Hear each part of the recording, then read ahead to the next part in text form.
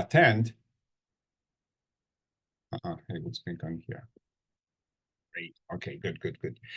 Those who cannot attend in person will be able to listen to the recordings later on. Today, the focus will be time domain astronomy and in several different themes. One of them will be to look at the time evolution of intensity or brightness of individual sources. And another one will be to looking for the change of position of a celestial object within a solar system on a sky. So we're going to cover both of those. I'm going to put this slide with resources, but I think that most of you probably already participate in at least one of the meetings before. But again, the most important part is that if you want to follow, you should really log into Rubin Science Platform, and that's data.lsst.cloud. And the documentation and resources are in those two locations that are on the slide here. And again, today we're going to be doing something a bit different, something somewhat similar to what we've done on the very first day, meaning that there will be a custom tutorial, notebook tutorial that will be presented by Vincenzo. So let me just at first quickly put the agenda up, and the agenda is on this screen here. Vincenzo will be talking about this the time series analysis for the both light curves of the variable star and also light curve of supernova. And then after the break, Gloria will speak about the light curve of a supernova using difference images analysis, but using the portal rather than the Jupyter Notebook aspect of the Rubin Science Platform. And then I will take over towards the very end, and I will talk about the DP0.3, the solar system stuff. There will be a study of trans-Neptunian object orbits. So before we go on to the sort of one additional thing that you have to do in order to be able to follow Vincenzo's tutorial, I will want to also introduce something that I've done already on both first and second day, which is this introduction to the users committee. Again, this is something that we were asked to advertise as widely as possible. Users committee has been stood up by the operations team, and it's primarily working closely with the community science team, and its charge is to solicit feedback from people like yourself so they data management people as well as community science team can hear about the kind of issues or problems that you might have regarding the Rubin data products and also the functionality of the science platform. If there is something, for instance, that we really should have because it is imperative for you to be able to do it for your work, we need to hear about that. And again, the information is in the on the slide, and we would like to hear that feedback. The feedback from you. We have a special Google form for that. The committee members are listed on the very bottom, and in fact, our first speaker today, Vincenzo Petrecca, is also a member of the committee. But before I go any further, if you want to follow the today's presentation by Vincenzo, you have to do a little bit more than just log into the notebook aspect of the Rubin Science Platform. You have to specifically pull one of the notebooks into your area, and the instructions are on the slide. And I'm going to post. Actually, Jeff, you're online. It's a little harder for me to put the link to the slides into the chat window. So if you'd be kind enough to do this, for all I know, you might have done it already. Oh, I see. Vincenzo already put the link, so that's great.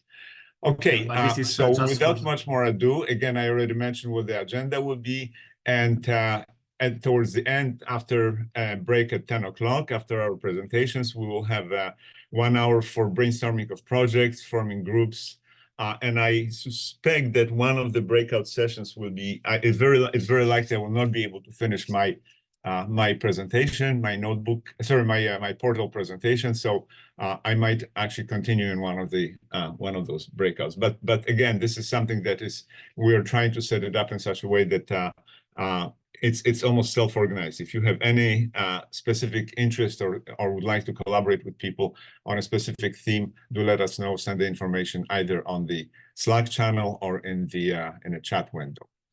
Okay, at this point, hopefully everybody now is able, those who want to follow the step-by-step presentation of Vincenzo already has the notebook. So I'll pause here for just a second, just in case if there are any problems. So at this point, maybe I can stop sharing, and we'll wait to see if there's anything. I don't know if any other members of the organizing committee are following the Slack channel, but I think that we should be all set. All right. In that case, if we don't see anything, take it away, Vincenzo, and I will stop at this point. Bob, one of the reasons why you might not be able to read is because you have to, I think that we had that problem before. You have to create a separate directory. I don't know if that's what the problem you have. I can try to show quickly how to clone the repository, but yes, I think that the problem that Bob was having is what Greg suggested. So yeah, to clone repositories, it's better if you create your own directory and you're not doing that in the official repository with the notebooks, because this is a read-only directory. So what you have to do is that if you copy the link that it's also in the chat, and then you go to the notebook aspect. So the main page of the launcher is this one. You can select terminal. We can create a directory like this. Let's call it test. Maybe I can make it bigger because I think it's a bit small. Okay, and then the command is git clone. And you just paste the link for the repository. Oh, I got the same error. Vincenzo, don't you have to change to the directory? Yeah. Yes, exactly. yes, I forgot. Yeah. Okay. Okay, and now it's working. So in my case, I was getting an error because the repository already exists. So this might be one of the reasons to get an error, and another reason might be that you are trying to clone a repository in your official notebook repository, and you are not allowed to do that. So if you do that, on the right, on the panel, you can go to the directory. My directory was called test. And within the test directory, you have the delegate contribution with all the notebooks. In this case, notebook for this presentation is in the directory, which is called Data Academy Time Domain. And then you can just double click on the notebook 7C, and you can open it here. Is everything clear for everyone?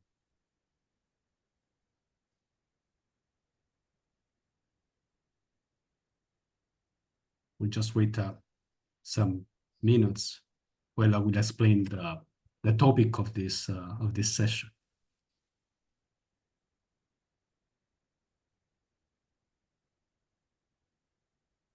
Okay, I see a post in the chat. Do you think, for other people from the organizing committee, do you think you can handle this?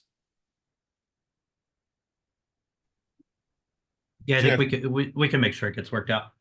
Okay, so I apologize for people not being able to do it now, but I will present the notebooks, and so later you can follow the recording. So the idea of this notebook is to explain you how to get information for light curves for DP0. And in particular, we will do it using a light curve of an Lyrae star and a supernova. So these are two completely different cases, because in one case, it is a transient source, so it is just appearing and disappearing. And in the second case, it is a variable persistent source, which is always present.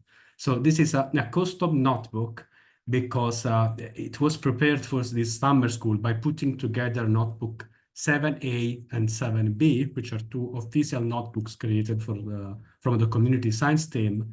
And it's also using something from another delegate contributed notebooks that I developed some time ago. And the idea was to have everything in a very short and fast way to show you how to do something for this summer school. But if you want to have more details of what I will present you today, you can just check these three notebooks separately, and you will have more information of the single passages.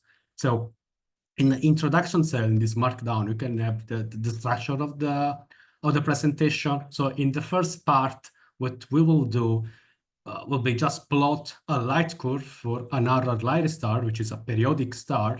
And we will use coordinates for an object that we already know that it is a simulated star. So I will show you how to plot the light curve, how to measure the period of this periodic source, and how to get a phased light curve.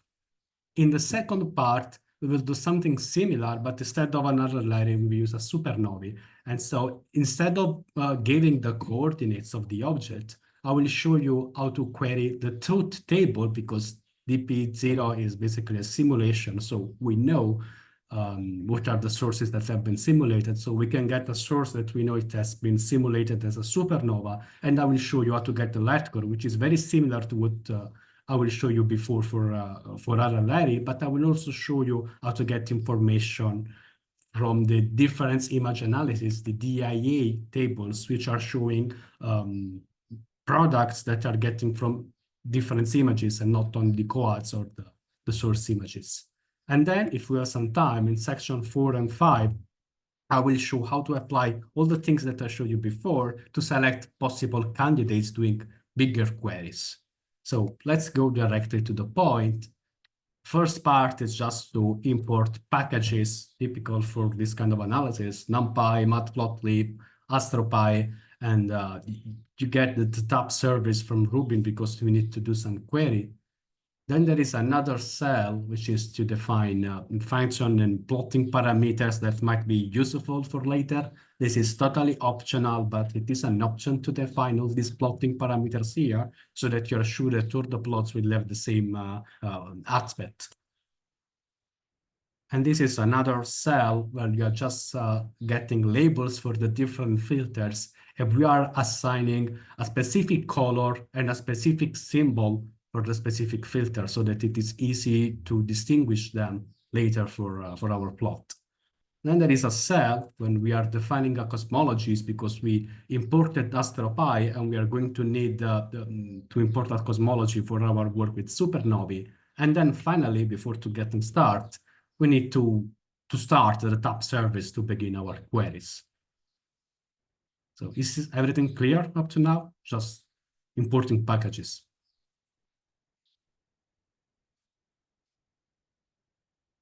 Okay, I hope it is. So now we are starting with the first part of our code. We are creating a light curve for a known RLI star.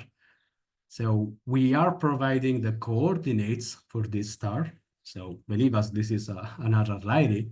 And what we need to do is to get, as a first thing, a unique identifier for this object. And this identifier can be found in the object table. Now, if you want to understand more about the different tables that you have for DP0 and you will have in the future for the data analysis, you can consult the schema browser here. I can copy and paste the link in the chat. In the schema browser, if you click on it, you will have something like this. And this is showing all the different tables that you have for DP0 and all the tables that you can query. And if you click on one table, for instance, the objects table, the first line will show you just a synthetic description of the content of the table. So this table is containing the properties of all the objects detected on deep coadded images. So it's not what we need to get to photometry, but it's what we need to get a unique identifier, which is the object ID. And then you have the coordinates, you have all parameters related to blending. We have a description here. You have the data type and the unit here. And if you go below, just scrolling this table, you have second order momenta for the photometry. And you also have different fluxes with different apertures that are measured on the coad. But what we need here is just the object ID because it is unique for this specific object. Then if you need to have the information from the single visits, what we can do is to look at the source table. As you can see here, it is property of detection on the single epoch visits. But better if we want to plot a light curve, we can go to the forced source table because this table is containing the photometry on each single image, but based on the specific coordinates for the specific objects that have been detected in the coad. And so, for instance, you can see the first two entries of this table. There is the force source ID, which is an ID specific for the single visits, but then there is the object ID. So what we can do is that we can grab the object ID for the star that we want to look for, and then we can go to this table and select all the values that have the same object ID, so that we can get the photometry only for this specific source. So going back to the code, this is exactly what we are going to do. So we are defining the coordinates of our object as a variable. As you can see here, this is right ascension and declination for this object. And then we need to find this star on the object table. So we are defining a query with the top service. And there are the typical terms for the query, which are the select here, then there is a from, and there is a where. These are the three words that are usually always present on a query. Select is just selecting what are the specific columns that you want to get from the table. And you see the coordinates, the object ID, of course, fluxes. Then there is this line here, which is very useful because it allows you to convert fluxes to magnitude, because for Rubin data products by default, all the flux measurement are just provided in fluxes in units of nanojansky. Then if you want to convert for magnitude, there is this function that you can write here, which will help you to convert the fluxes to magnitude for the different bands. And here we are querying for the G, the R, and the I bands. And select top 100 is just to limit the total number of the output to maximum 100 sources. From is just to select what is the table that you need to get this information. And the table is the object table, and you have this first part here of the query where you're just saying that you want to get these tables from the collection of the DP0, DC2 catalogs. And then you have where, which is the position where you are writing your constraints. And this is a very common constraints for the query, because this is the way that you are imposing to select objects that are within a circle of a specific radius around provided coordinates. And what you can see here is that you are providing the coordinates, the right ascension here, and the declination that we defined before. And we are defining a very small radius here. This is in units of degrees, because we just want to have the object that is exactly at the position of these coordinates, because we don't care about all the other sources that might be in the field. And then there is another condition here connected with an AND word, which is that just detect is primary equals 1. And this is just because we don't want to get the blended sources. We just want the specific source. And so you can put all these things, and this is just text, and you just service.search, and you put the query, and then the final output, you can save it into a table. And so we are going to call this table objects, and this just results to table. So if you run this query, it should be quite fast. Then you can, I think I'm running a notebook, which is already, just 1 minute. I think that by mistake, I already ran the entire notebook, but I would like to do it live with you. So let me just run all the setup code. Oops. Just a minute, sorry. Okay, now I'm doing it live with you. So now this query should be pretty fast. And if you just just plot objects, you are looking at the table for this single result, that is the result that we queried for. So it is containing the object ID and all the other information. Is it everything clear so far?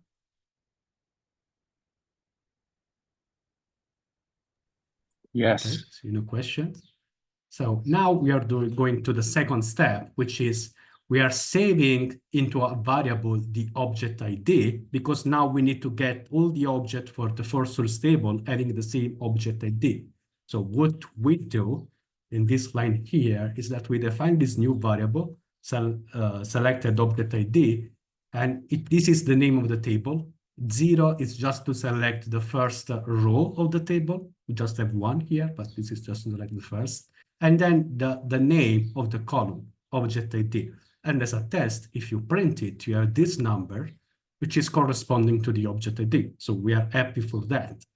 Now, we can use it to go to the first source table to get the photometry. And this is the query that we need to use. And I want to point your attention to the fact that this is a bit longer query, and you always have select, you have from, you have where, but you also have two additional words, which are join and on.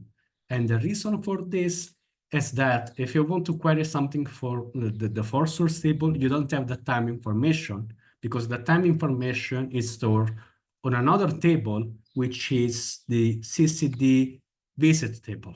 So what we are going to do is that we are going to select a series of information. Here it is bound for the filters, the visit ID, the coordinates, and you can see that all these names of all these columns have written src dot the name of the column. And this is because we are using two tables. And so you have from one table, which is the first source table, and we are using src as a nickname, so that when we are writing the query, we are using the nickname so that we know what is the table where we need to get this information.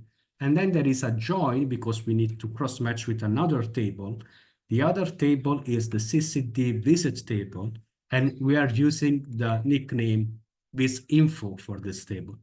Now, if you want to do a cross match, you need also to define a condition for this match. And this is what the on word is doing. So the condition is that the CCD visit ID for the visit info table is exactly the same as the CCD visit ID for the source table. Now, this is something straightforward and usually present when doing queries with relational databases, because you usually have the same column into different tables so that you can use as a common key for cross matches.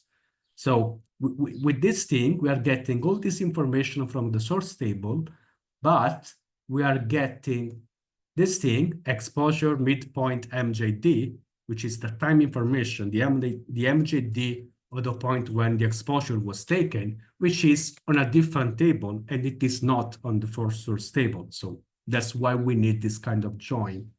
And then the final condition for both the table is that we want the object ID from the first source table to be exactly the same that we selected before, because we don't want all the sources. We want only that specific source. So if we run the query, again, we can save the result of the query into a table. And now before printing the table, I'm just printing the length of this table. And you can see that it is more than 400 rows now. And that's because now we have the photometry information for all the visits here. It's not just one point. We can now just print it to see how it looks like. And it is something like this, which is not easy to read now, but we can understand that we have the coordinates, which are the same because it is the same object. It is the same object ID, but now you have different fluxes. This is the flux in Nano-Jansky. This is the error flux. Then we have the magnitude and all the information that we need. So now what we need to do to plot a light curve is to work a bit with this table. The first thing that we need to do is to separate between the different filters, because we have 6 filters in LSST. So a way to do it quickly is to use a dictionary like this. So we define an empty dictionary, which in Python is just defined with this parenthesis here. And so with a for loop on all the filter labels that we defined before, U, G, R, I, Y, and Z, we are just, appending an entry to this dictionary according to the filter, because we are also queried for the band, which is information for the filter. If I uncomment this line, you can see what this the result like at the end. It is like a Boolean mask that for each filter, it is having value of true and false, according to which the filters that you are looking in the line is the one that you want or another one. So this is a very quick way to get information, because if you want to plot a light curve now using matplotlib, what you can do, which is what we do here, is that you define the name of the table, which is srcs. Then you define in square parentheses the dictionary, peak, which is the name of the dictionary that we use to get the filters. And then in another parenthesis, the name of the specific entry in that dictionary for the filter, and we want the R-band now. And then we are defining in another parenthesis what is in the beginning table, the SRC table, the value that we want to plot. And then this is the x-axis. And so for the x-axis, we want the time, the MJD, for the R filters. And on the y-axis, again, we want to do the same thing. We want to use the R-band, but we want to plot the magnitude. And this is just to revert the y-axis because, you know, magnitude are reverted. So we need this to revert it. And if we plot the result, this is a light curve for our object, which is not so clear. But if you pay attention, you might see that it is a periodic source because there is some sort of modulation. And actually, there is a spread of almost 1 magnitude. So it might be a periodic source. But if you want to be sure that it's a periodic source, we need to do some analysis on it. And we need to measure the period of the source. And so what I'm going to show you now is how to use the Lomskargol periodogram to measure a period and eventually to plot a phased light curve. Is it everything clear so far? Yes. Okay. So we want to create this phased light curve. And so we are going to use the Lomskargol periodogram package from AstroPy. And there is the reference in the notebook, bringing you to the official page of AstroPy, defining what is the package and what are the arguments that you need to provide. But basically, it is a periodogram, so it is an estimator of the power spectral density, which is saying how power is distributed as a function of frequency. And in particular, Lomskargol is particularly used for periodic sources in case where you don't have even sampled light curve. Now, what we need to do to measure the periodogram as a first thing, an easy thing to do is just to say 2 dictionaries that are containing the information about the magnitudes and the MJD, so the time of the exposure, but we would like the MJD to be in units of days. So what we do is that you define these 2 empty dictionary here.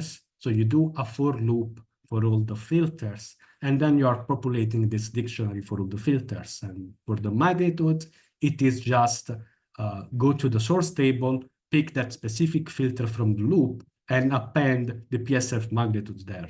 While for the MJD, it is the same thing, but we're using this to have it into units of day, which is easier for the periodogram measurement. Now, what we need to do to properly measure the periodogram is to provide a range, so maximum and a minimum frequency range. Now, we know from theory that the period for RLR is usually between 0.2 and 0.9 days. So we can define this minimum and maximum period. And of course, we can just get the minimum and maximum frequency because frequency is just 1 over period. Now that we have all the information, you can use the Lomskargol function from AstroPy to measure the periodogram. We are defining, again, 2 empty dictionary that are frequency and power, a for loop for the different filters, and then this function is just taking as input day and magnitude, and then there are these constraints here that are using the minimum and the maximum frequency so that they can help the function to get a proper periodogram. If we run it, it's pretty fast. And now what we should find is the peak frequency, because if this is a periodic source, we should expect to find the peak frequency. And so what we do is just to define the position of the maximum frequency. We print this position and we do it for all the filters, so we want to understand what is the mean frequency. So in this cell here, we are getting this position. We are getting all the frequencies that are around the bin of this maximum frequency, and we are doing it for all the filters. So what we can print as output here is the mean frequency and the mean period, which is plotted here in day, which is 0.5 days. So it is more or less coherent to what we expect for an array. And we are also plotting the frequency for the different bands, and we can see that they are the same. Okay, now that we have the periodogram, we can finally go to plot a phased light curve. But before, we want to plot the periodogram so that you can understand. And in these two plots here, we are plotting the frequency and power for the R band. It is here to the left. And here it is the same thing, but it is normalized in a range 0, 1, so that you can look at the period. And the period is 0.5, as you can see. And this is the distribution of all the frequency. And you can see that where this red line that we were plotting, that is actually the maximum frequency. That is an indication of the fact that this is the frequency for the periodic source. So now that we have everything, we can go to plot the phase light curve. As a first thing, we want to have the period that we need for the phase, and the period is just 1 over the mean peak frequency. And then what we need to do is just to select a specific reference time, a fiducial time, that here is called T0, and it is totally arbitrary. What we select here as T0 is just the first observation is in G band, but we can select whatever you prefer. And so to build the phased light curve, what we are doing is that we are defining phased and normalized MHID. And again, in a for loop with all the filters, we are just getting the difference of the day minus the reference time, T0, normalized with the period. And this is a way to get the phase in the second line, okay? Which is the modulus of this. So once you have everything and you have saved the MGD and the phase, we can do again a plot to see the figure. So this is defining the figure. This is for loop for all the different filters so that we can plot them separately. But to avoid having everything overlapping, we are just adding an offset to this light curve. And so you can see that in the plot, there is on the x-axis the phase for this specific filter, then the magnitude minus the mean magnitude, and then it is plus I, where I is initialized to 0, but in the for loop it is incrementing, so that we are adding an artificial offset to the light curve when we are moving to a different filter.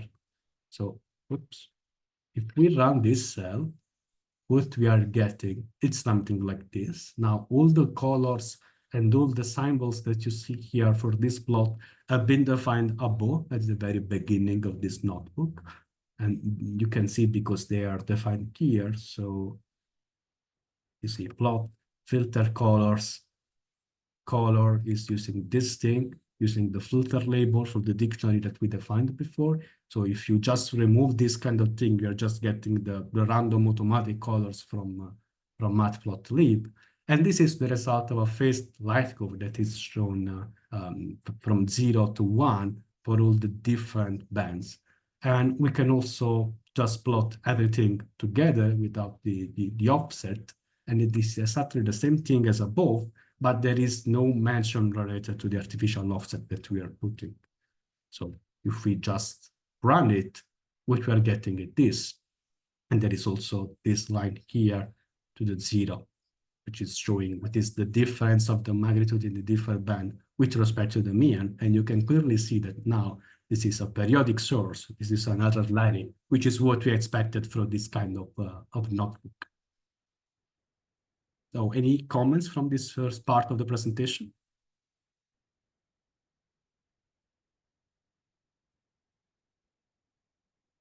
I know I was going pretty fast, but the idea was to show more things together. But eventually we can have a discussion at the last hour of this academy session to discuss more details about this notebook.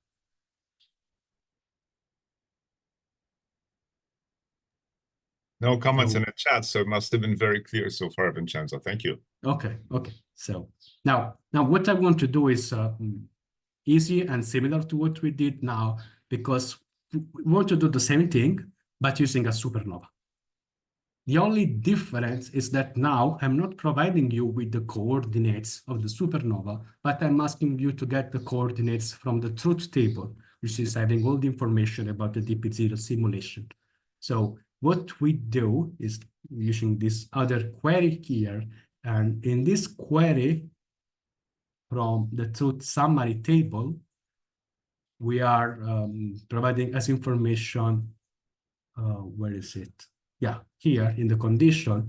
This condition here is again the same condition as above. We just want to select sources in a very small area to have a query to be run faster. And the most important condition from the source table is that we want a variable source, and there is this flag for the variable source. And we want to impose the truth type for a type 1a supernova. And so there is the condition truth type equals 3, that is to return type 1a supernova. And we also want the redshift to be, medium low redshift, so that it is easy to plot because we have more points. So what we are getting are the coordinates, the ID, information about the host galaxy, and the redshift from the truth summary for an object that we know it is a good supernova that we can plot. So the query is exactly as above. We can save the result into a table. So actually, what I'm showing you here is slightly different because I want to show that you can also save the result into a pandas data frame, which is another version of a table. So if you prefer to work with pandas, you can do it. You just need to write 2 pandas after saving the result into a table. And this is the result now. So we have the coordinates. We have this ID, which is just an ID for the simulation. There's nothing important related to DP0 at all. And we have the redshift. Now, all these coordinates here are coordinates for a known supernova. What we need to do now to do exactly the same thing that we did for the other Larry is just to select one of these coordinates and replicate the same thing, but using these coordinates. So what we are doing here is to select the coordinates for the object that have this specific ID. And this is just because I was randomly looking at all the object, and this is one that has a very nice light curve for a supernova. So that's why I was suggesting you to use this one. Now, with this line, what we are doing is that we are just locking a specific row for this data frame for the table that I defined above. And for instance, you can just find S-sun, you can show it, and it is just one row, and it is the row having the ID that we selected. Now, at this point, we are exactly in the same situation as above for the other line. We need to save the coordinates into variables, and we want the coordinates to be saved in units of degree. So we define array and deck. And then what we have to do, we need to go to the object table and get the object ID for an object having the same coordinates. So I will go fast with this part because it is exactly the same query, but we are using the coordinates for the supernova instead of the coordinates for the other line.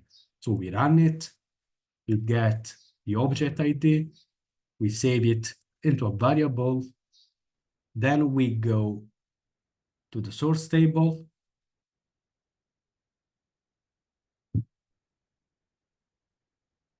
we run it again for the different filters. And if we plot the R band as we did for the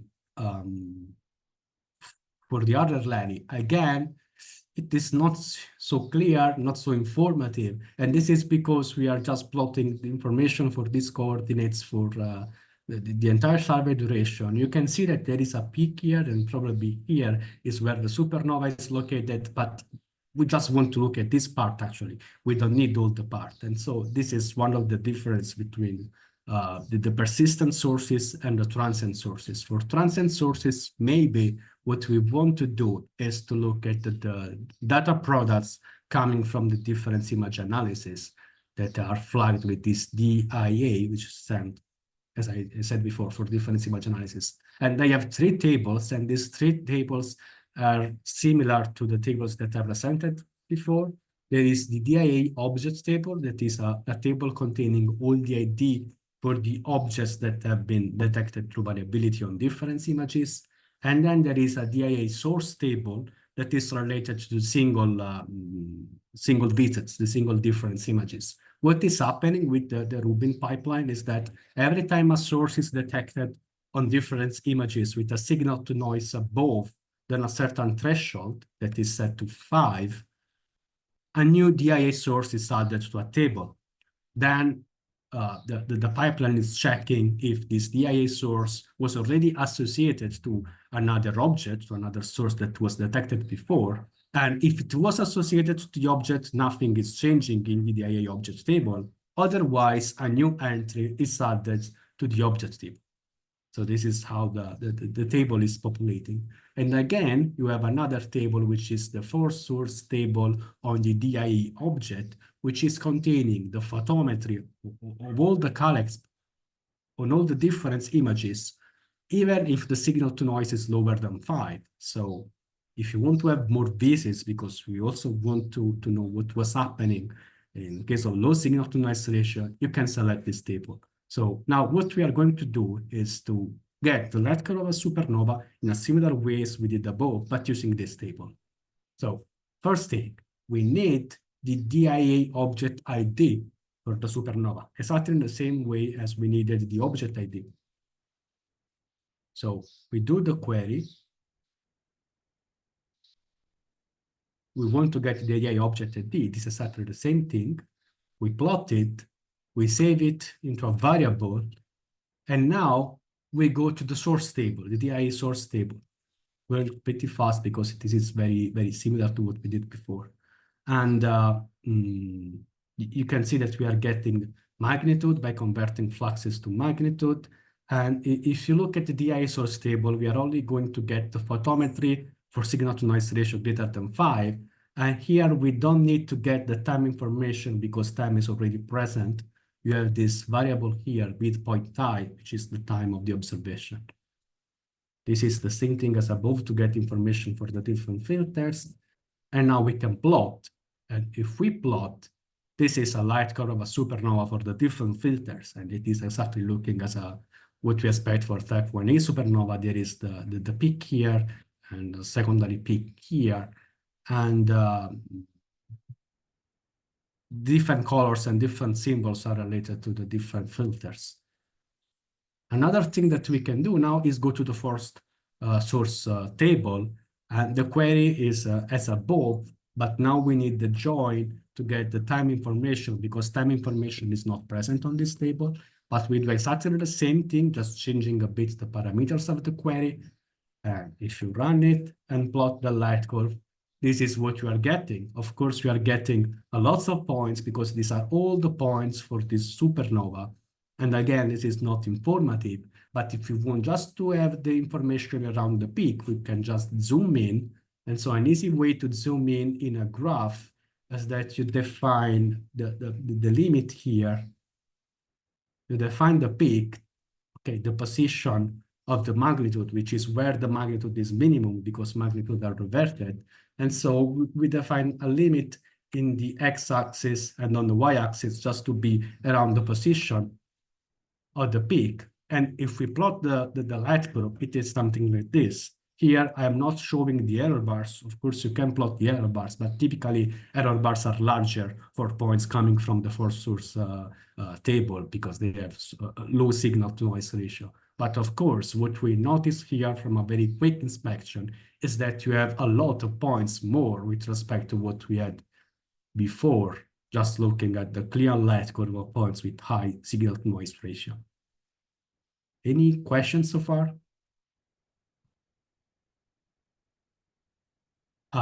Signal to noise threshold for force source table.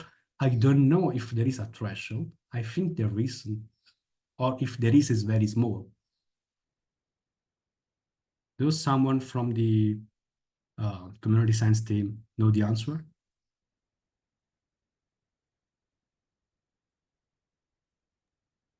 I don't know if there is a minimum threshold. Yeah, that's a good question. I think that anything that appears in the object, in the dia object table, should have an entry in the force source on dia object. So I think that there's no threshold at all, but I'm not positive. That's a good question. I think you're right. That's also what I recall, Jeff. It might be an explanation for that is also, coming from this plot here, where I was not limiting the plot in the region of the supernova, and I was just getting all the points.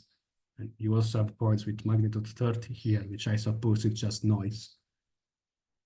So, yeah, maybe there is no threshold though.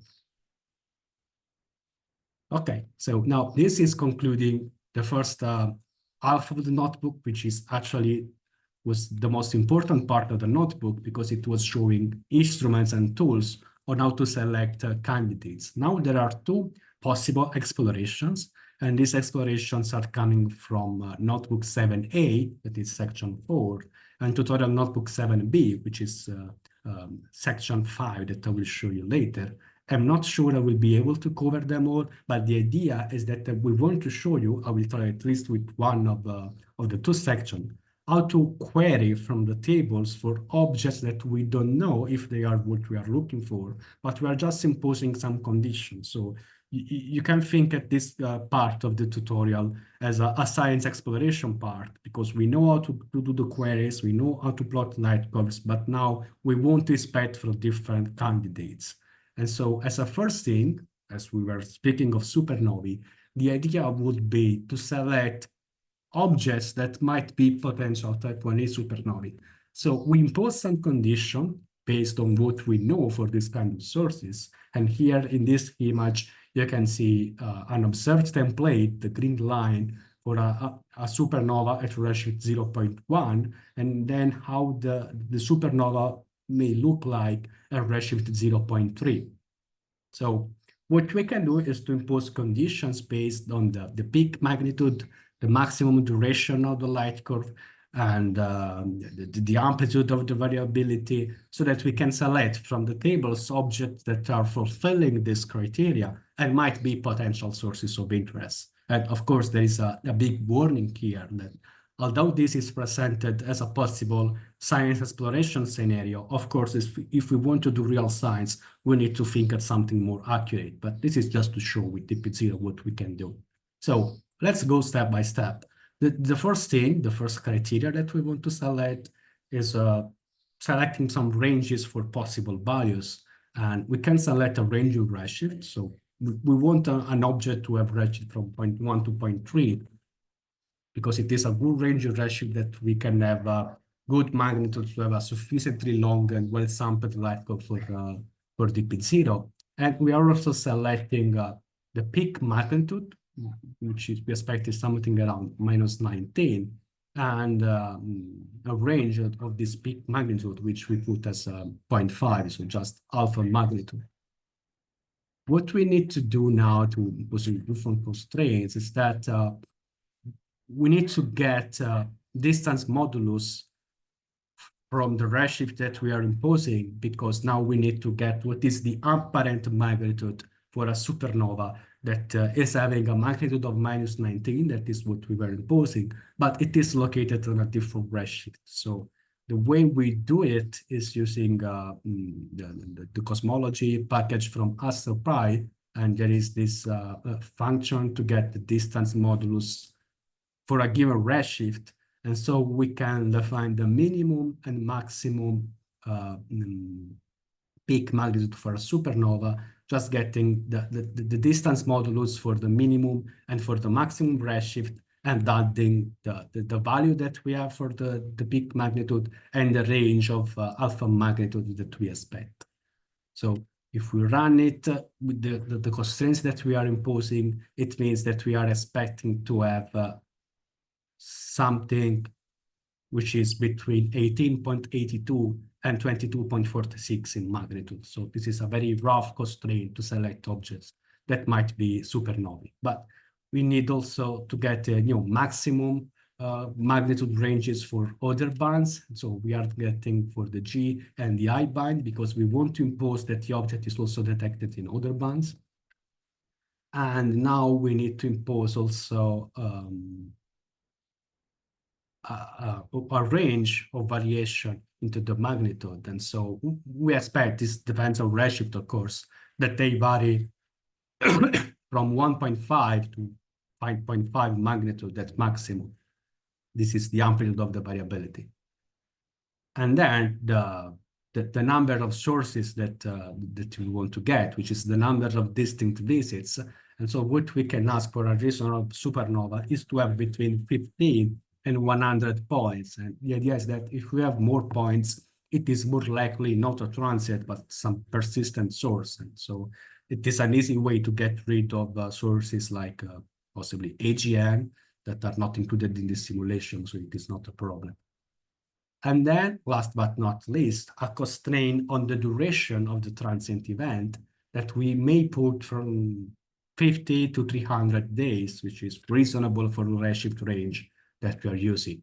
Now, all these cells that are here alternated with markdown cells are just defining into variables these numbers. Now, what we are going to do is that we are going to go to the DIA object table, which is containing the information of all the variable objects, and we are going to get the object IDs and the coordinates for these objects fulfilling these constraints. So what we expect from the query, just before to look at it, is a select with a series of information that we want.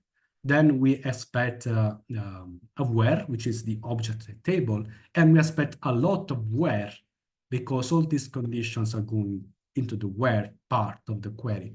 And this is the query, as you can imagine, select with all the information, the table, and then where.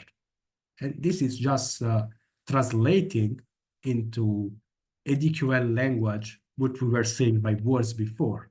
So we want the flags to be, minor or major than the minimum and the maximum that we're getting, and so on. So this cell is just a translation into something that they can understand to give us our values. And we are selecting no more than 1,000 objects because we want to limit it.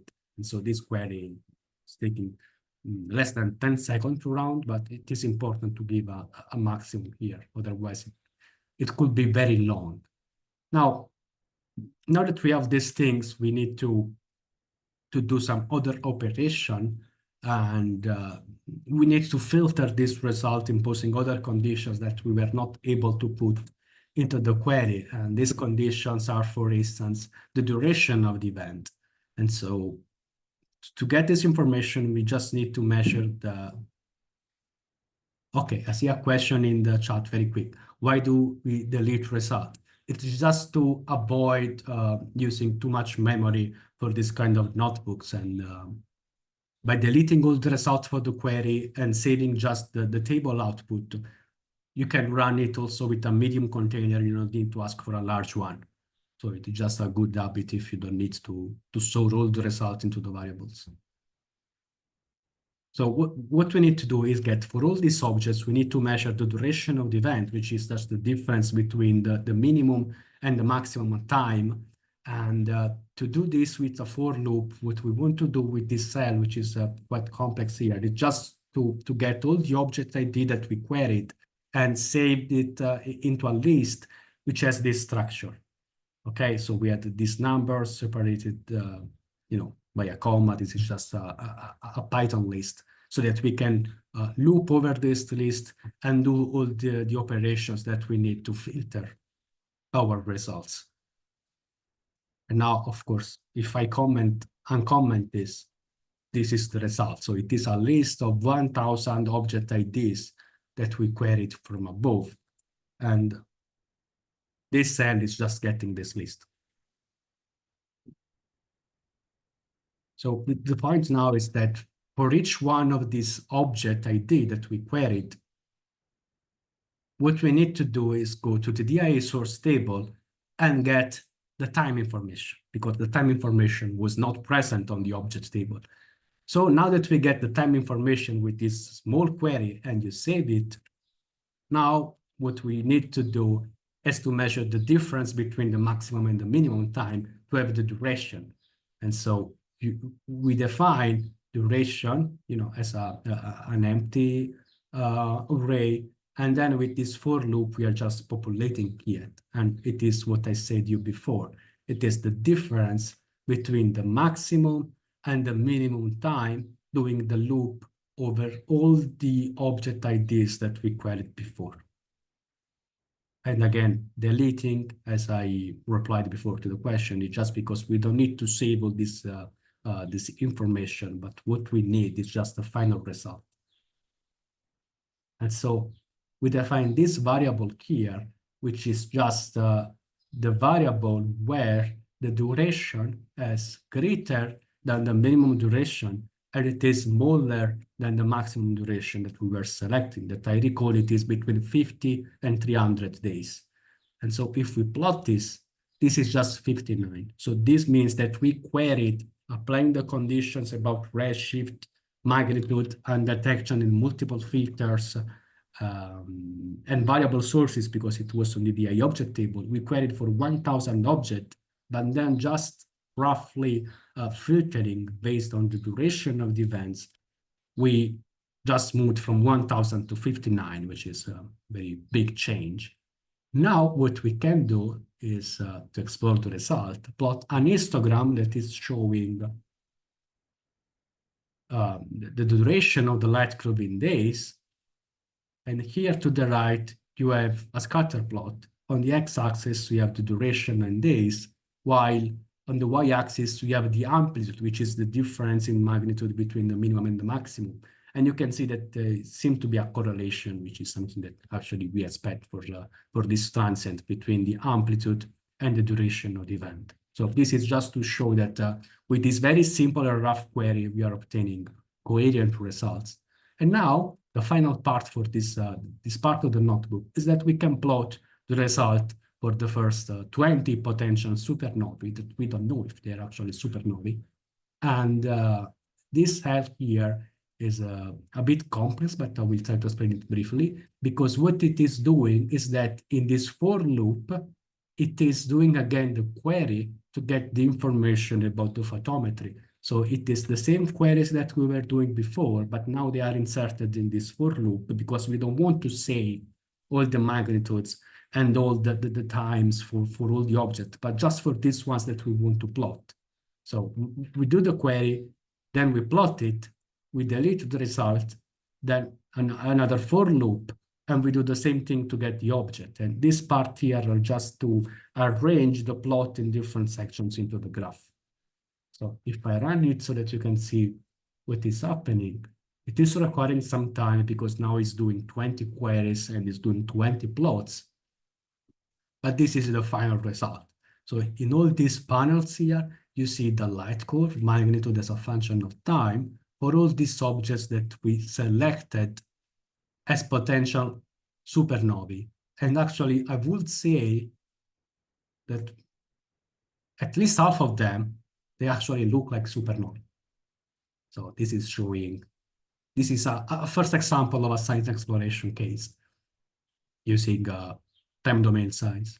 So I think I ran out of time and I apologize. So I'm not able to show the last part of the notebook, part 5, but maybe I leave it as a bonus for a breakout room later.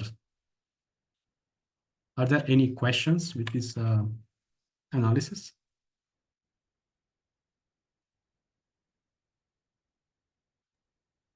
I don't see any questions in the chat window, so let me also check if there is anything in the Slack channel, but I don't see anything.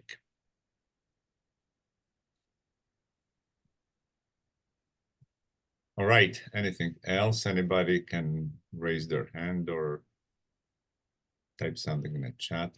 I think we have a very nice comment from Angelica, thanking for the presentation. I thought it was really very clear. So thank you very much, Vincenzo. All right, at this point, we're going to take a 10-minute break. So you can stretch your legs, you can go get your cup of coffee, and we'll reconvene at 10 minutes past 9 Pacific, whatever time it happens to be in your time zone. And we are going to go on with the presentation by Gloria, who will be online in a minute. So, oh, she's online, great. Okay, so 9:10 Pacific, we're reconvening here again.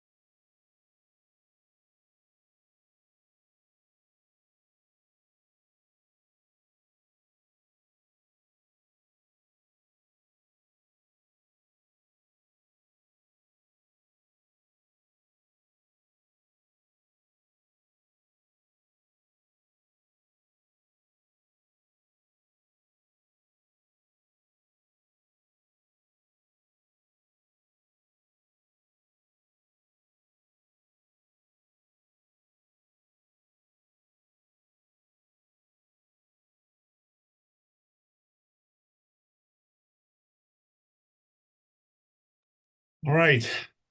It's at least on my clock, 9:10. So we will gradually get going on the next presentation, which is again by Gloria Francesca Alvarez. And she will be covering the tutorial that is in the chat. Specifically, is going to be the DP 0.2 intermediate tutorial.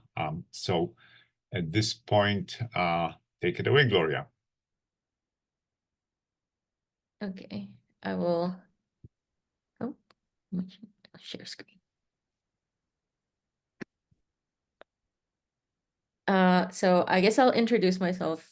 So I'm Gloria Fonseca Alvarez, and I'm a postdoc at NORLab, and I'm a member of the community science team.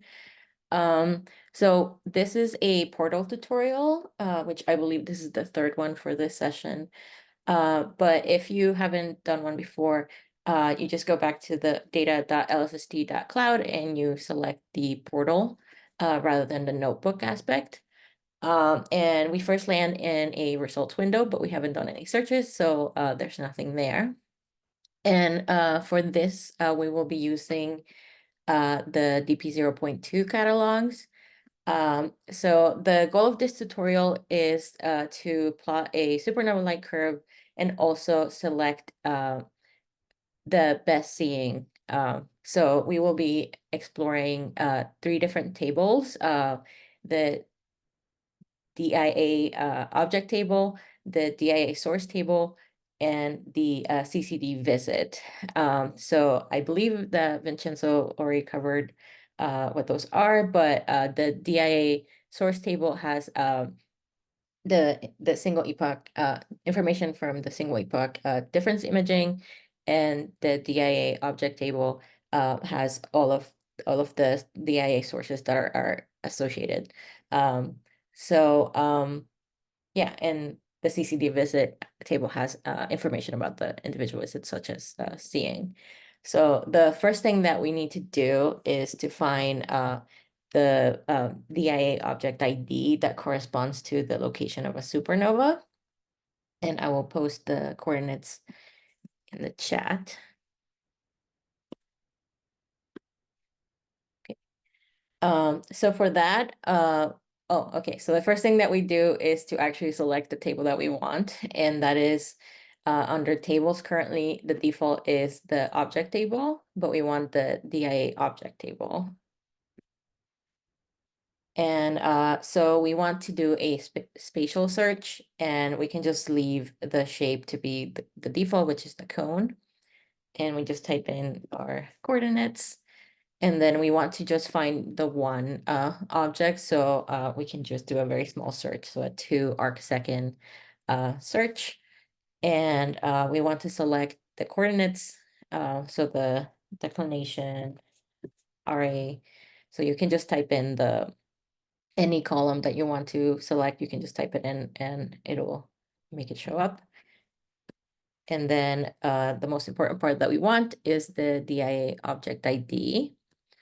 And if you want to ever see just the columns that you've selected, you can just click on this little filter, and that'll show you that indeed we have selected the columns that we want. And then we can do a search, but I'm going to pause for a second just to make sure that everyone has put in all the things.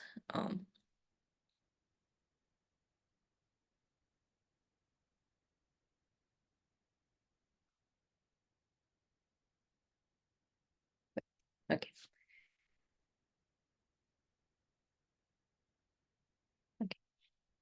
Now, when you do the search, you'll get 3 panels by default, some sort of chart, usually the RA versus deck. And here's the information that we want in a table. We did just get 1 result since our search was very small, and you want the DIA object ID, so that then you can do another query specifically just to get all the different individual DIA sources for this object ID. So you can just note this this number, and then we can go back to the catalog search. And since this query requires joining two tables, we want to use ADQL rather than just this more interactive search. So if you click on edit ADQL, you can type in your query here like you would on the notebook. And I'm going to just paste the query in the chat as well, which I'm not sure. I haven't tested how successful it is to take it from the chat to this, but we'll see. So in this query, we are, like I said, going to be joining two tables. We're looking at the DIA source table and the CCD visit, and we have to do this since the seeing information is in the CCD visit table. And we are just grabbing the coordinates, the DIA object ID, the source ID. We are interested in only getting the IBAN light curve, so we can get the filter information. And since we're going to be plotting a light curve, we want to also get the time information, which in this table usually use the midpoint tie.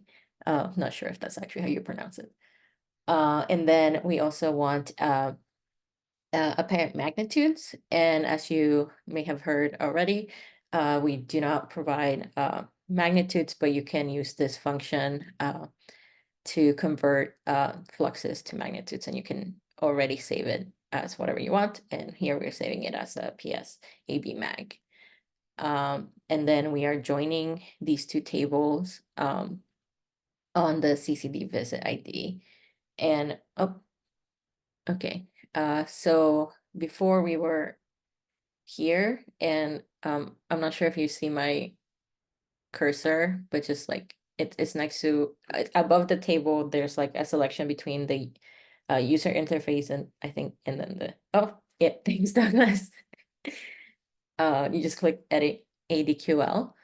And also for reference, if you already have a search like this, you can just go ahead and click populate and edit ADQL, and that will just convert whatever you've clicked into an ADQL search. But for this one, we're just starting from scratch.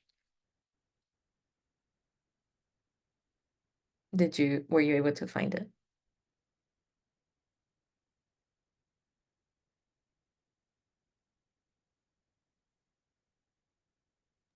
So Melissa, to answer your question, on an upper right-hand side, there's this edit ADQL. Is that what you want? Is that what you're looking for? Yes, but my screen doesn't look like her screen, so I must have started from I didn't open a new one. And so like whatever settings there were from using this before, it must be taken over.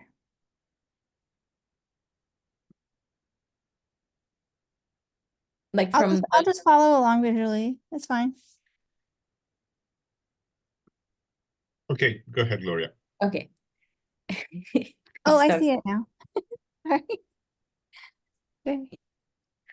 Okay, so yeah, so the next thing I was going to say is that we want to do constrain the search to only find the objects that the DIA sources that have this DIA object ID, which we got from the first part.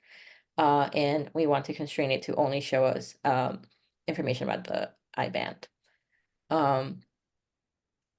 Then you can do a search, and you'll get back to this familiar screen. And for this, we're going to be plotting 3 different plots. So we want to as much space as possible. So we can change the layout by going to this little hamburger menu, and there's a results layout. And we want to just keep the table and the charts. And the chart is, and it defaults to the coverage tab, but you can just click on active chart. That will give you the plot. And now you can see here that all of these different DIA sources have the same DIA object ID and around the same coordinates, but not exactly the ones that we put in. But Okay, so we can make some more room. And again, the default chart is just the declination versus right ascension. And to change that, we can just go to this gear icon and we can just put in whatever we are interested in. So here we want the time information in the x-axis. So there it would be midpoint tie. And for this tutorial, we're subtracting 60,000 just for readability. And then in the y-axis, we want the magnitude, which we saved as PSAB mag. And we can edit the aesthetics. We can keep circles, and we want a red circle. And we can also label this the like.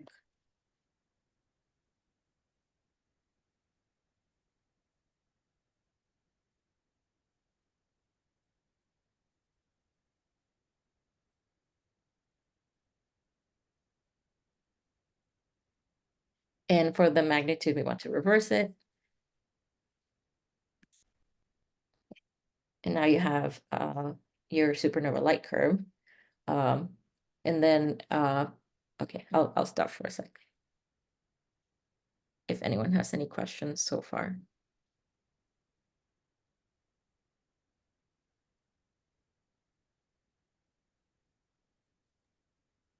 Maria, how did you reverse the magnitudes on the plot? So under chart options, where you put the Y label, there's a reverse, and you just select that. Got it, thanks. And then we want to add another chart, which now has this handy plus sign here. So the next thing we were interested in is the seeing. So in seeing over time, so that we can select the epoch with the seeing. So here we want midpoint tie again. And then in the y-axis, the seeing. And for that, we can do, I think they use green diamonds in the tutorial. And then chart title, X label,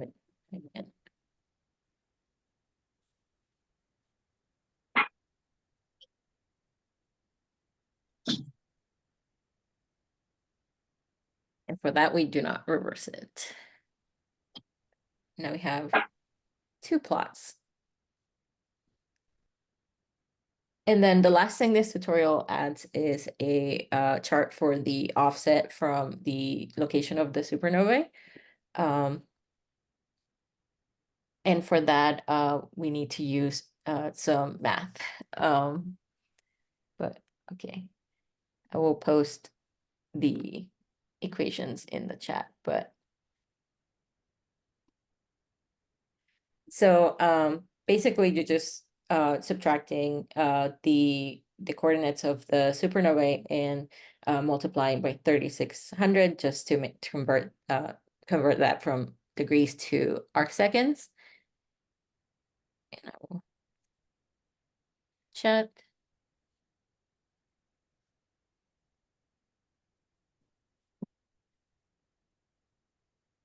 And then in the case of the RA, you do have to add a factor of cosine.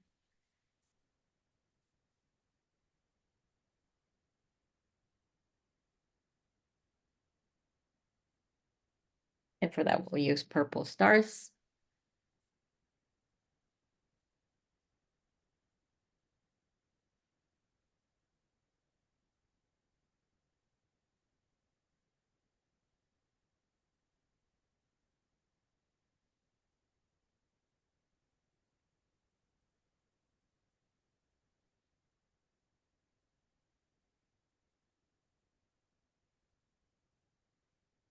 So now we have 3 different plots, one showing the supernova light curve, the seeing over time, and then coordinate offsets.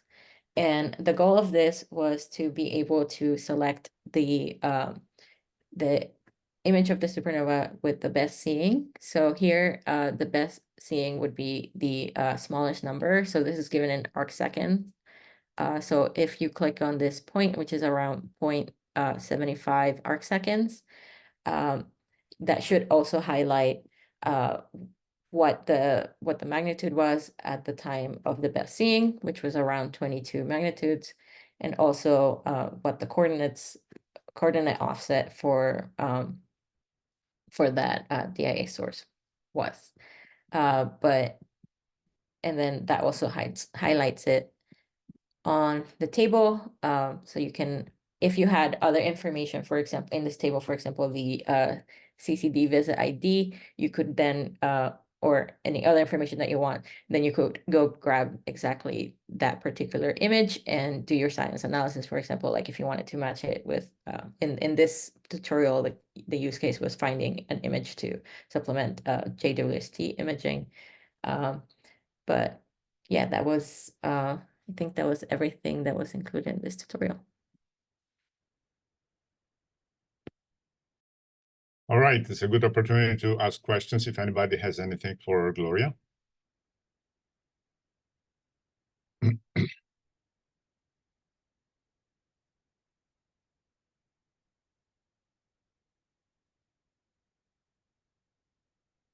All right, thank you very much, Gloria. It was very clear, very nice, and also you highlighted some of the features of the portal aspect of the Rubin Science platform, which is really great.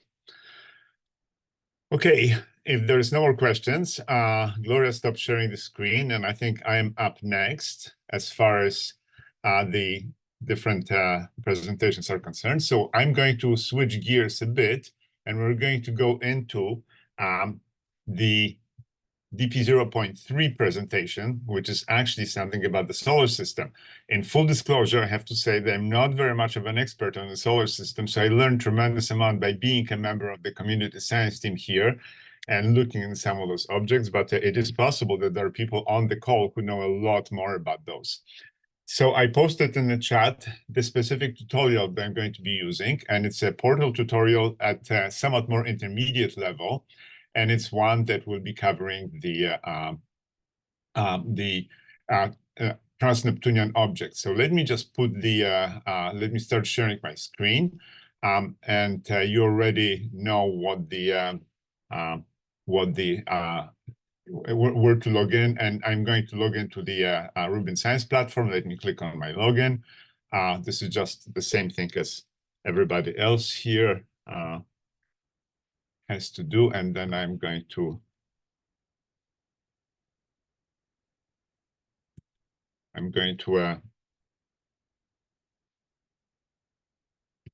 connect, and of course that requires that I go through this two-step authentication, as probably all of you need to do that. So I'm doing this just to mimic everything that all of you need to do to be able to go into this. And now I am in, and Greg, you haven't shared your screen yet.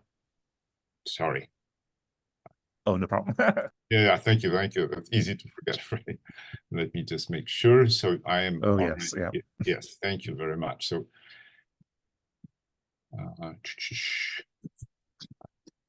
let me stop sharing here.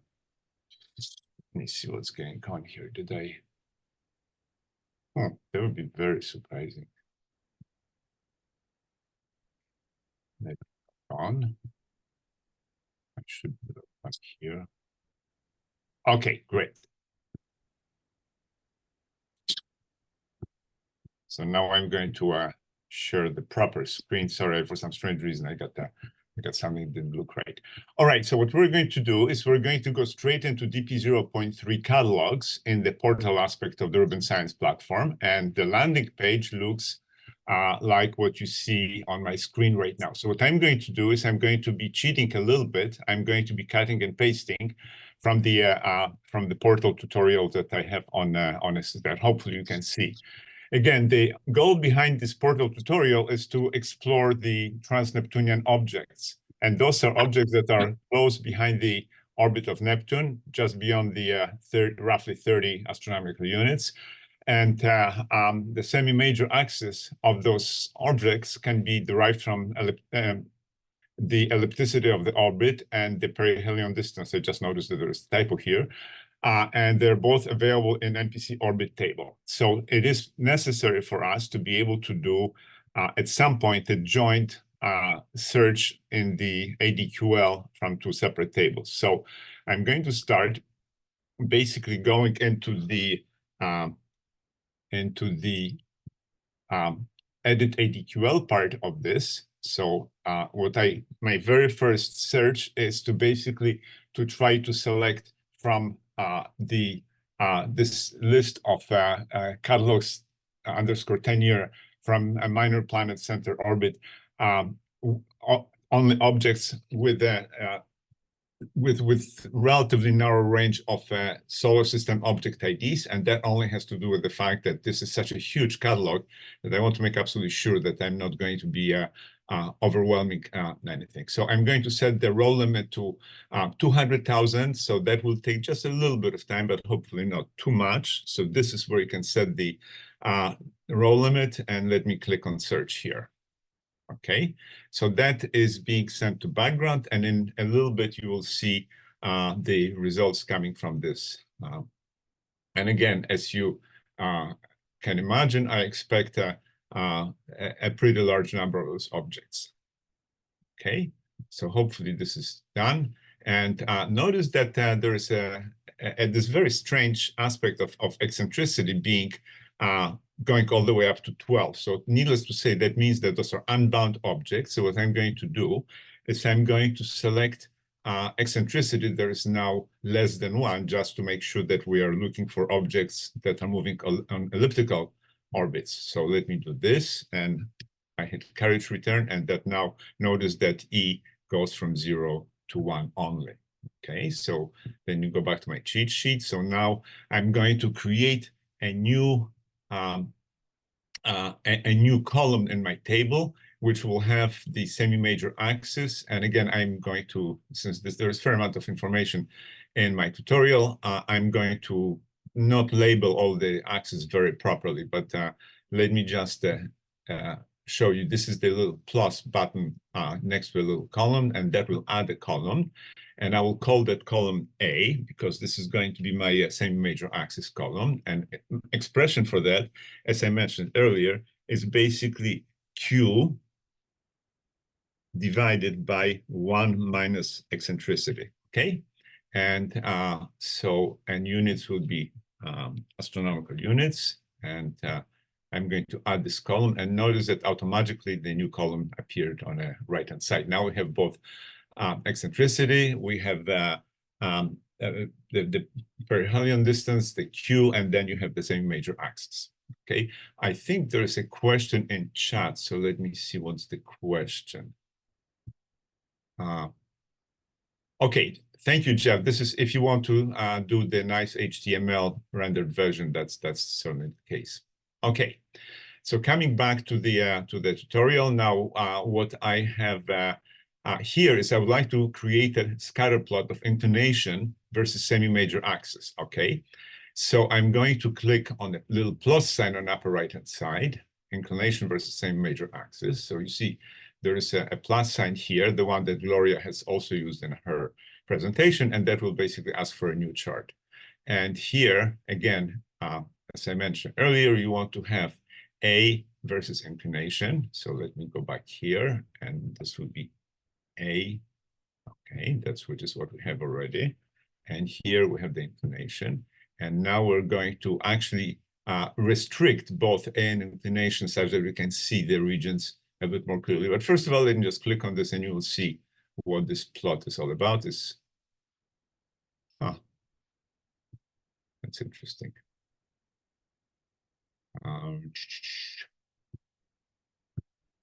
I think that we're having a little bit of a problem with the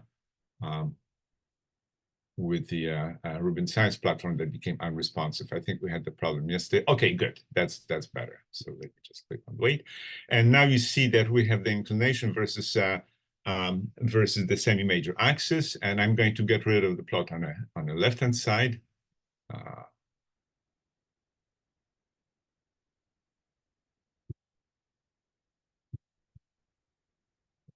See what's going on. Again, this is a problem that we had yesterday. So let me just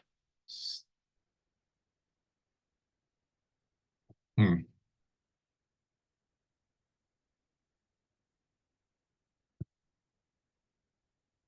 Again, my apologies for the delays here, but good. Okay, so now I'm going to go back into my little settings icon on an upper right-hand side of my plot.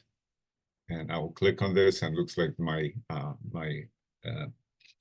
portal aspect is less than fully responsive. Okay, so here I'm just going to restrict the chart options to go from only from 0 to 60 astronomical units. Okay, this is just to plot the whole range, and this is going to be going from 0 to 80 degrees for the inclination. Okay, so let me apply this, and now you can see that there is a large number of objects that are much closer to the sun than the Neptune, and there are a variety of gaps here that again are apparently well known. And then past Neptunian orbit, you can have a pretty large number of objects here. So I'm going to close this for the time being. And what we want to do is we want to, let me just see what's going on in chat object. Okay, good. I'm glad to hear that this is not a problem for everybody. Thank you. So what I'm going to do next is I'm going to basically try to explore those objects that are significantly farther away than the Neptunian object. And we're going to actually do this by putting a bit more advanced ADQL query, which also will make sure that we're not selecting any long period comets here. So this is the last condition here, which says end substring is not equal to long period comets from the MPC designation. So let me again do my cheat of cutting and pasting here. Sorry, and again, I'm going to do this and going to my my DP 0.3 catalogs again, and here I'm going to clear this ADQL query and type my new one. Okay, so here I'm selecting objects which are at the distance A, which is this Q divided by 1 over E, is greater than 30.1. And I am also asking for the eccentricity for inclination. And again, I'm extracting the perihelion distance from which I'm going to create or determine the semi-major axis. All right, so let me click on search here. And this again will take just a second. But this is running. So again, what I'm planning to do next is I'm going to try to display those objects. Okay, so now you have basically in this plot on the left-hand side, you have inclination versus eccentricity. So what I should say, again, as a sort of a pedagogical aspect, is that the Rubin Science Platform's portal by default plots the second column as a function of the first column. So, but that's not exactly what we want to plot here. What we're really more interested is we would like to plot the semi-major axis versus eccentricity here. So the X will be this Q1 divided by minus E. So I'm going to, again, change this plot. And this, instead of E, will be Q divided by 1 minus E. I think that is now. Notice that this is something also pedagogical. Notice that when you're typing in and something, and the window, the letters in the window, letters or characters in the window turn red, it means that you're not typing the correct, that's it's invalid. So here, as I mentioned, we're going to turn this into inclination. Okay, again, and I think just to follow the tutorial exactly, we're going to have 200 X bins and 200 Y bins. Okay. Okay, and for chart options, again, this is going to be a heat map. For those of you who are not familiar with the term, heat map also means histogram in 2 dimensions. So what I'm going to do here is just well, for the time being, let me just see if there's anything that I need to add. We're just going to go from X from 30 to 100. I think that's all we want to do, simply because of the fact that we don't want to really bother with those objects that are really close to the sun, and we also don't want to include the very, very highly eccentric objects. Actually, maybe so you can see what's going on there. Let me just only apply the lower limit here, and you will see that my plot looks a little wonky. So I'm going to, since I think that might be an issue with the plot, that if you only plot the minimum, there's a problem here. Okay, great. So this should work. Okay, so I'm a little, I don't know what's going on here. Q divided by 1 minus E, that should be A, and inclination. Let me just go back. This should be indeed same major axis. Okay, I meant to not do inclination, but do eccentricity here. And for the, yeah, so let me apply this. And this is exactly what I expected. Now let me make this plot a little bit more beautiful.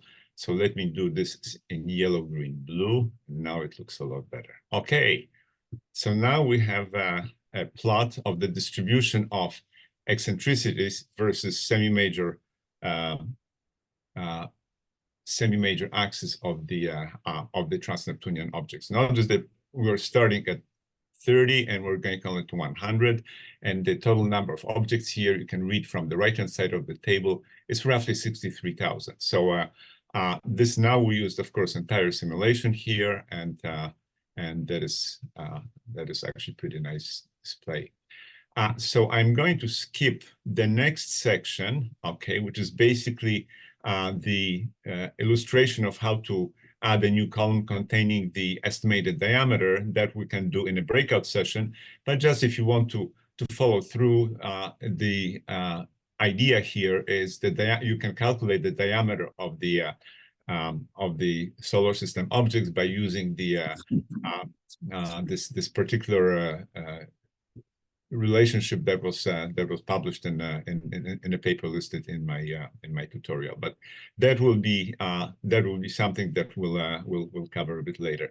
What I want to show you, one of the reasons why I'm jumping forward is because I would like to explore just one well-explored trans-Neptunian object, and in fact, just to for spoiler alert, this will be one that has actually 12,000 almost 12,600 different observations for this particular object. So again, what I'm going to do here is I'm joining, you probably remember from Vincenzo's presentation that ADQL allows for you to join multiple tables, and they are joined on one specific parameter. Anyway, what I'm going to do is I'm going to group those objects by their object ID, their eccentricity, and the perihelion distance. But notice that I also am extracting from this MPC, Minor Planet Center SS Object ID, something that I call count, and this is basically the number of observations that any given object has taken. So this is the or any solar system object has taken. So this is this count value, and I'm going to again cheat and do cut and paste here. So this is again my cheat here. I'm going to go back into my DP0.3 catalogs. I'm going to clear this ADQL query, and I'm going to paste it, and voila. Now we're going to search. That again will take a little bit of time. And notice that I asked also for the number of observations of the object. So I'll here, once I see that number of observations of a given object in a table, I'm going to select the one that is most extensively observed here. Okay, this.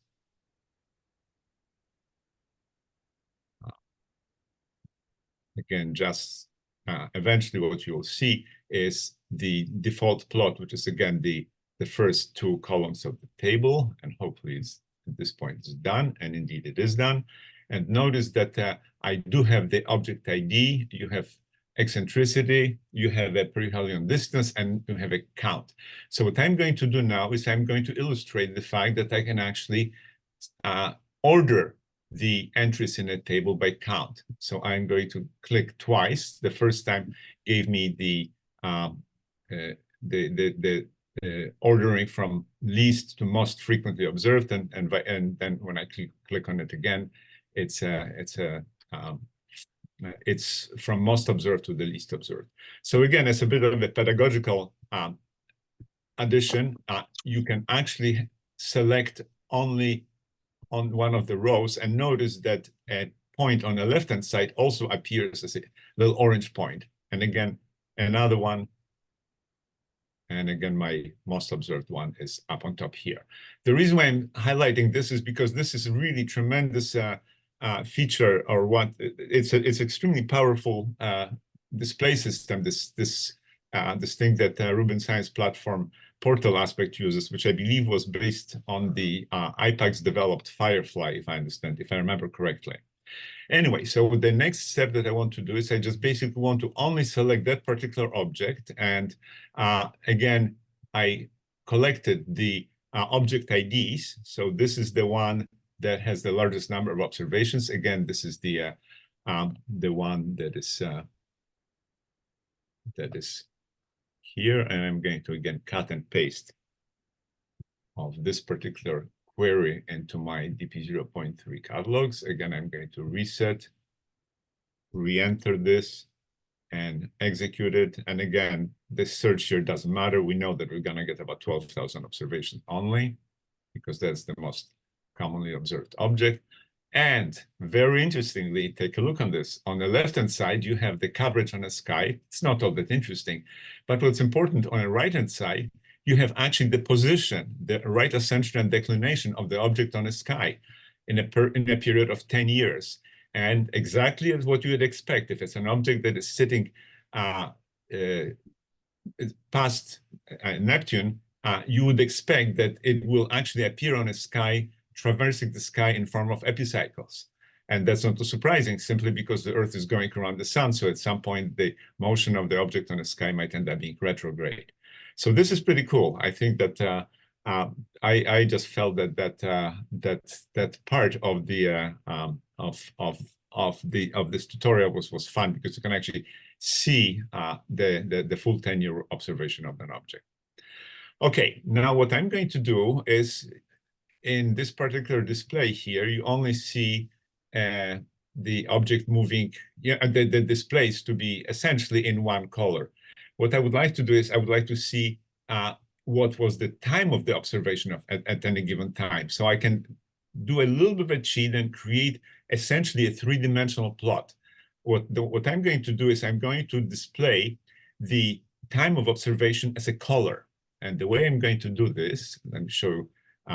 You can see that this plot here goes from blue to red. So what I'm going to do is, in plot parameters, I'm going to use the color map will be actually translated to my observation time. So let me just try to do this. And under trace options here, I'm going to go into the little gear, and under trace options, for color, I'm going to use, for color map, I'm going to use MJD midpoint. And the color scale, my color scale will be some kind of rainbow, whatever. That's probably the easiest one. Okay. Now, if I click apply, voila, take a look on. I think that now you can also move your cursor and look at any individual point. Notice that on an upper right, we have midpoint MJD is 60,400, and on the bottom is 63,600. So this is the 10 years worth of observation of this one very, very well explored object on the sky. So you can continue. So maybe I should stop here if there are any questions, and I don't really see anything in the chat. So I hope that I'm not confusing you to the point that you cannot answer, you cannot even ask any questions. I hope not. And I cannot really easily monitor the the Slack channel. So is there anything else from other members of the organizing committee that you see that I should stop and explain more clearly? Haven't seen anything on the Slack or the chat. Okay, good. All right, so let me just try to do maybe a little bit more of exploration, and there is actually some time domain Hey, quantity. Greg. Yeah, go ahead, Bob. Sorry, this is Bob. I'm just a little confused. This doesn't have anything to do with the tutorial, but I thought that the DC2 was not 10. Oh, this is DC3, so that was 10 years survey. That's right. This is DP 0.3, so that was 10-year survey. That's correct. In fact, we have not really explored the DP 0.3 1-year survey. I think there was a bit of that mentioned by Jake, but it's the 10-year information that is really sort of more interesting. There are many objects. There are, if I remember correctly, there are billions of objects in this particular simulation. So it was really quite extensive. All right, so now I'm going to explore a bit more about the position of the object on the sky, and not necessarily only in topocentric coordinates, but also in heliocentric coordinates. So I just want to show that you have more than just this position on a sky or right ascension and declination, but there's much more that is provided for you in the DP 0.3 simulation. So let me go to my DP 0.3 catalogs, and I'm going to clear the search again, and I'm going to extract even more information. Notice that what I'm doing now is I'm extracting both the solar system topocentric distance and also solar system heliocentric distance and a phase angle, but I'm not going to get into this extensively. So let me execute this, and it's working. And you can see right away that you have this very clear plot of the apparent magnitude of an object, which is in R band, that's what we selected, as a function of time. And again, the reason why this goes up and down is related to the fact that the exact distance between the Earth and the object changes as a function of time.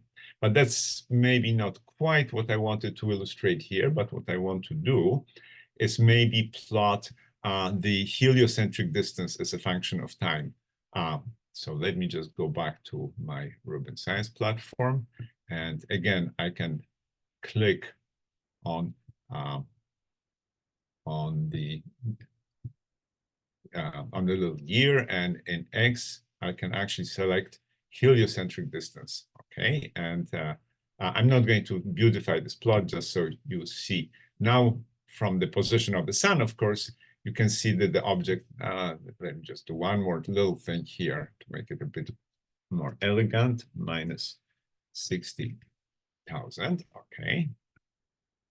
So you can see that in the course of this observation time of Rubin of this particular patch of the sky, this is again on the order of 3,000 days. So this is very roughly 10 years, and the distance of that object from the sun moved from 45.8 to 44.8 roughly astronomical units, which means that it really is moving relatively slowly. It's moving only 1 astronomical unit per 10 years. So not too surprising, it's a very distant object from the sun. So this is just an exploration that you can probably follow.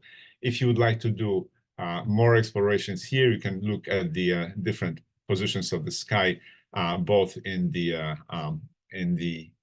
topocentric and heliocentric coordinates. And again, you can see in the tutorial that I developed both of those. So let me stop here just to allow for questions. And I am advertising the fact that I'm going to go through a little bit more of this, specifically this histogram of the inferred diameters of the trans-Neptunian objects in one of the breakout sessions. So let me stop here, and I will be very happy to take questions.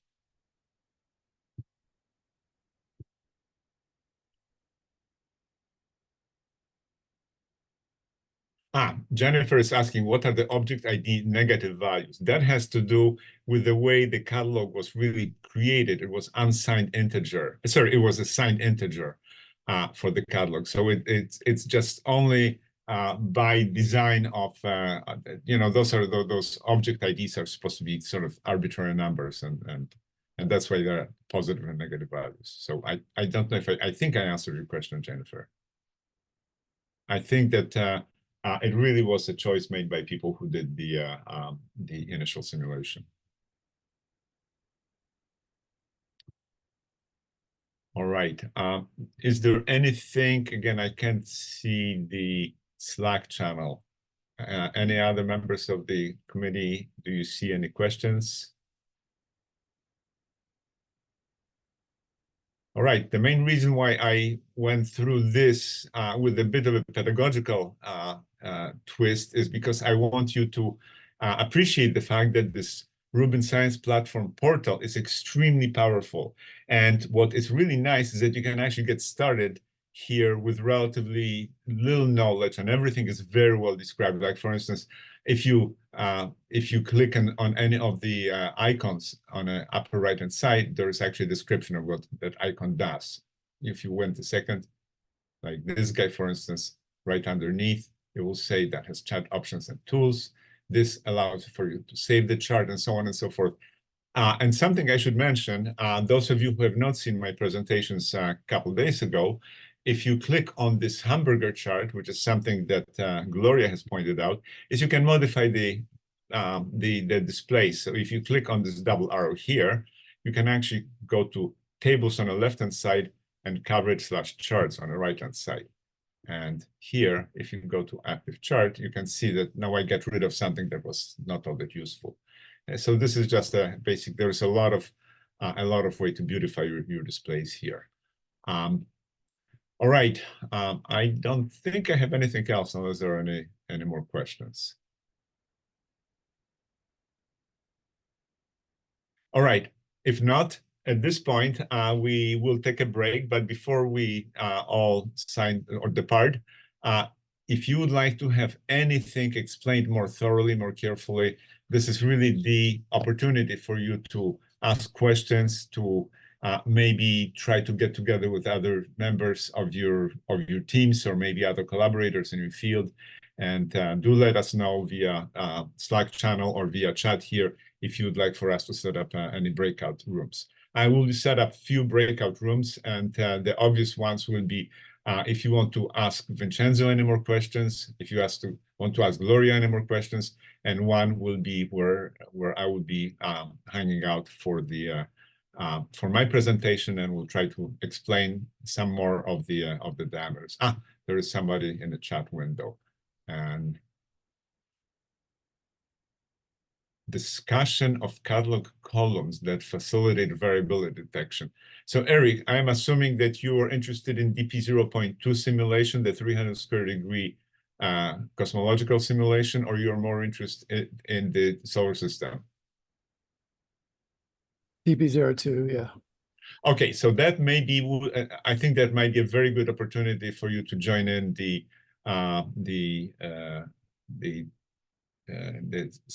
breakout room that where Vincenzo will be present. I hope it's okay with you, Vincenzo, that you can stay for that long. Yeah, I can. No problem. You can. Okay, great. This is very appreciated. All right, so that would be 3. Anything else that you would like for me to do? First of all, let me just stop sharing here. And let me start working on those breakout rooms. All right, so hopefully there will be enough breakout rooms by the time you return in about 10 minutes. So we are reconvening at 10 minutes past 10 here in the main channel, and then you can select your breakout rooms. All right.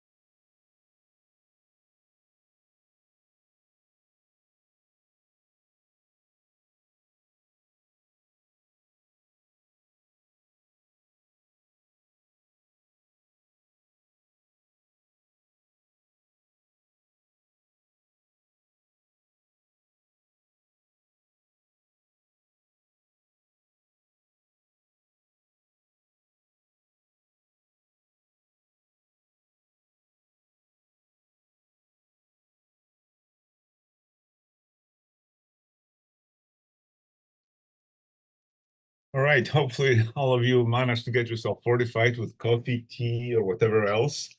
And we're now ready to go to the breakout rooms. Of course, there will be at least one of us staying here in the main section in the case if there's anything technical or anything like this. But I already opened all the rooms, and we set them up in such a way that everybody can select their own room. So again, Vincenzo will talk or we'll probably discuss some things in more detail in the variability room, which is room 2, the one that is called DK 0.2 variability.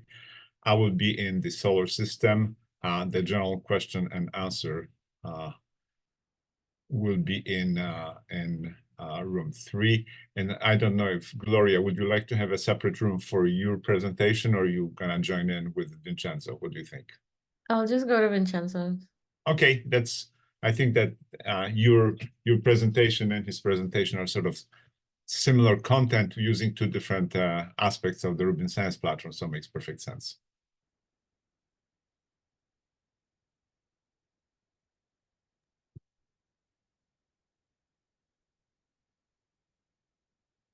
Oh, Greg, is there a particular session you'd like me to sit in on? If you, maybe what we can do is, should we have another Top Cut session? I don't know if there's any interest in that. Oh, yeah, no, I mean, this second session I had with that is, I'm not sure there's a lot of interest at the moment, although I could try to do a solar system version of that. Be pretty much on the fly though.